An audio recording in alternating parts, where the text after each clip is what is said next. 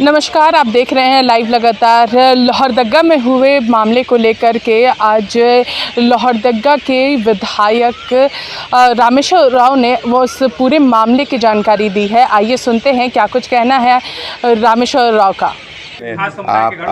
आप तारीफ कर लीजिए, मैं तारीफ नहीं कर सकता। लॉ अबाइडिंग सिटीजन हम लोग को होना है। क्या कोई लॉ कहता है कि कहीं के किसी घर से पत्थर चला तो उस घर को गिरा दीजिए? कोई लॉ है ऐसा? क्या बता दीजिए हमको। आप क्यों तारीफ, हमको क्यों ऐसे लोगों को हम तारीफ करना चाहेंगे? नहीं कीजिए, आप भी मत कीजिए। कहीं कोई छिप आप ही घर से छिप करके पत्थर चला देगा और पुलिस आके आपके घर को गिरा देगी, बुलडोजर चला देगी, तो उचित है क्या? लॉ का प्रोसीजर है। अगर कोई अपराध किया तो उसका तरीका है। इन्वेस्टिगेशन कीजिए, चार्जशीट दीजिए, ट्रायल फेस करेगा, उसके बाद सजा मिलेगी।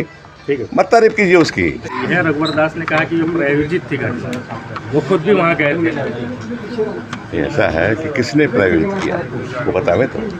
नहीं जानकारी उनको हो गई है। आदरणीय रघुवर दास जी को नाम लेके बोलना पड़ेगा। ऐसे परहेज करता हूँ किसी का नाम लेने में हम, लेकिन हम पूछेंगे किसने प्रायोजित किया, ये तो बता दें। बोल देने से नहीं होगा। तो भ्रम में की स्थिति में डालना हो गया, भ्रम में भरमा रहे हैं लोगों को। और क्या वो सीधे आप पर आरोप लगा रहे हैं। हाँ सर, 1 साल में दूसरी घटना है, सत्ता में आप हैं। ऐसा है, वो क्या बोलेंगे। जितना राज्य को नुकसान पहुंचाना था वो वैसे मुख्यमंत्री, हम आदर के साथ बोलना चाहेंगे, वैसे मुख्यमंत्री थे जिसमें इधर देखें ये राज्य को बहुत नुकसान पहुंचाया। उनकी बात पर जनता क्या गौर करेगी? CNT SPT एक्ट में संशोधन ला के पूरा राज्य उद्वेलित कर दिया। जो व्यक्ति है ना, पूरा राज्य को उद्वेलित कर दिया। वो क्या बोलेंगे? उनके पास नहीं है बोलने के लिए, कुछ बोल दिए। गए हैं वहाँ तो बोल दिए। लेकिन वो कह रहे हैं कि घटना के बाद भी सरकार का कोई मंत्री, चूँकि आप वहाँ से विधायक हुए हैं, आपको जाना चाहिए था, आप गए नहीं। मैं उनके पहले गया।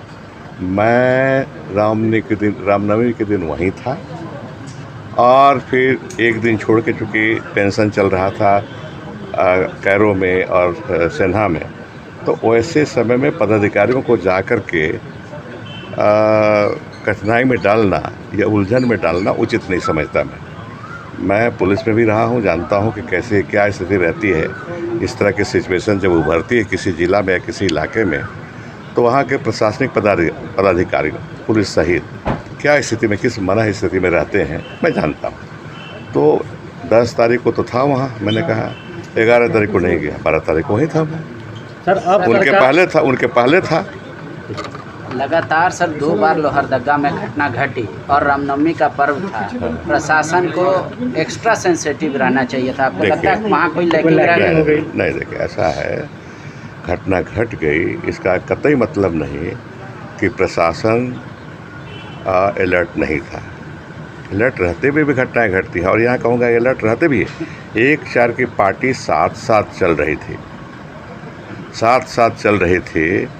अगर नहीं रहती, पुलिस की व्यवस्था नहीं होती, तो एक बात कह सकते थे कि प्रशासन सजग नहीं थी। 4 की पार्टी चल रही थी। अब 2 समुदाय के लोग, कोई समुदाय के लोग लड़ना चाहें तो कितना रोक पाइएगा? ये मैं नहीं कह रहा हूँ। ये दयाल कमीशन, रांची राइट के बाद जो दयाल कमीशन बैठा था, उसका रिपोर्ट है कि कोई समुदाय लड़ना ही चाहे तो मुश्किल है इसको रोकना। कौन समुदाय लड़ना चाह रहा था? वो छोड़िए, उसका वहाँ प्रशासन उस पर जांच करेगा, उस पर देखेगा।